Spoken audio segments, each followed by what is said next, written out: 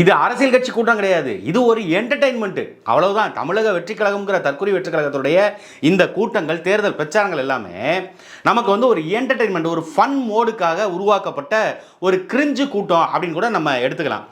இந்த அரசு சார்பில் நடத்துகிறாங்கல்ல வீக்கெண்டில் ஞாயிற்றுக்கிழமையில் ஹாப்பி ஸ்ட்ரீட் அப்படின்னு ஒரு நிகழ்ச்சி நடத்துவாங்க. அதில் ஆடல் பாடல், அதில் வந்து பாட்டை போட்டு விட்டு நல்லா இஷ்டத்துக்கு டான்ஸ் ஆடிக்கிட்டு இப்படி இருந்தாங்கல்ல, அதுபோல் இது சனிக்கிழமை போடுற ஒரு ஹாப்பி ஸ்ட்ரீட் நிகழ்ச்சியாகத்தான் தமிழக வெற்றி கழகத்தினுடைய கூட்டங்களை நம்ம பார்க்க முடியும். ஏன்னா அரசியல் தெளிவு இருக்கிறவங்க அரசியல் தத்துவங்களை பேசுவாங்கல்ல.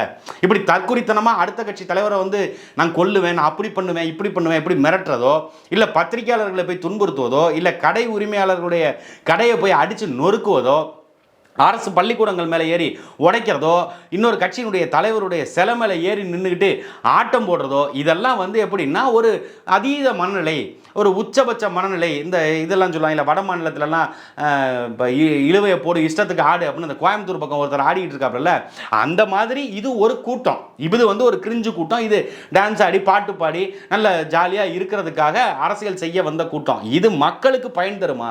இதனால் மக்களுக்கு ஏதாவது லாபம் இருக்கா? இல்லை மக்கள் இதை எப்படி பார்ப்பாங்க அப்படின்னா மக்கள் பைத்தியக்காரத்தனமாக தான் பார்ப்பாங்க.